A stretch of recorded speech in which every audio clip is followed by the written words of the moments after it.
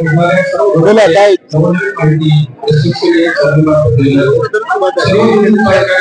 मला वाटतं सर्वसाधारण सभेमध्ये जी प्रश्न आली होती त्या सगळ्यांची उत्तर चेअरमन साहेबांनी त्या ठिकाणी दिलेली आहे. विरोधकांना फक्त आता टीआरपी स्वतःला घ्यायचा आहे, दंगा करून नाव स्वतःचं पुढे करण्याचा प्रयत्न होतोय.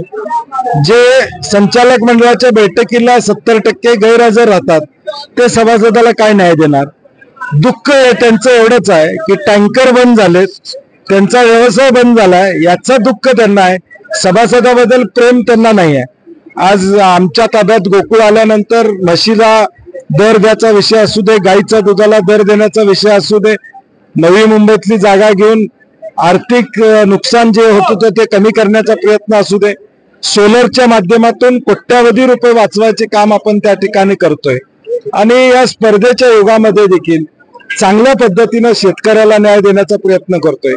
महाराष्ट्रामध्ये गाईच्या दुधाला जो दर मिळत नाही तो सगळ्यात जास्त दर हा एकमेव गोकुळ दूध संघ या कोल्हापूर जिल्ह्यामध्ये त्या ठिकाणी देत. परंतु हे सगळं बघवत नाही त्यांना आणि याच्या पोटी हा राग त्या ठिकाणी आहे आणि म्हणून हा सगळा उद्रेक आहे. परंतु सभासद जाणतात की काम कोण करतंय, कशा पद्धतीने. आता देखील 2 तास ही जनरल बॉडी चालली आणि चेअरमननी सगळ्या प्रश्नाची उत्तरं दिलेली आहेत.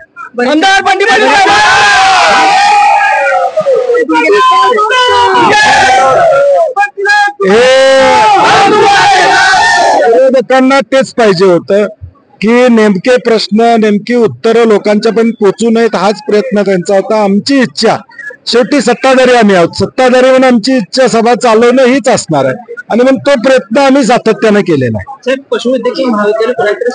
नाही, मला वाटतं हा गैरसमज करण्याचा प्रयत्न त्यांचा चाललेला आहे. राज्य शासनानं धोरण स्वीकारलं, संचालक मंडळानं आता जाहीर केलेलं आहे की राज्य शासनाची मदत असेल तर हे पशुवैद्यकीय महाविद्यालय चालू करता येणं त्या ठिकाणी शक्य होणार आहे. आणि शेवटी शेतकऱ्याची पोरं शिकली तिथं तर यांच्या पोटात दुखायचं काय कारण आहे मला माहित नाही. परंतु शेवटी राज्य शासनानं मदत केली तरच गोकुळ हे चालू करणार आहे, हे आता ऑलरेडी स्पष्ट केलेलं आहे. त्यामुळे कुठेही त्याच्याबद्दलचा गैरसमज नाही. गेल्या वर्षीच्या तुलनेत दूध संकलन नाही, गेल्या वर्षीच्या तुलनेत बघितलं तर आकडेवारी बघितली तर आपण आकडेवारीमध्ये गेल्यानंतर लक्षात येईल की गाईचं दूध आणि म्हशीचं दूध किंबहुना वाढलेलं आहे, ही आकडेवारी त्यांना त्या ठिकाणी दिसून येईल. आणि गेल्या वर्षी त्यांचा जो जोर होता आणि आजचा तो हळूहळू कमी होत झालेला आपल्याला दिसतोय.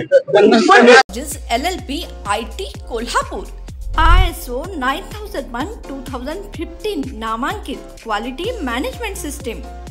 USA, UK, UAE आणि ऑस्ट्रेलिया या देशांसोबत आता कोल्हापुरातूनच मिळणार आहे काम करण्याची संधी.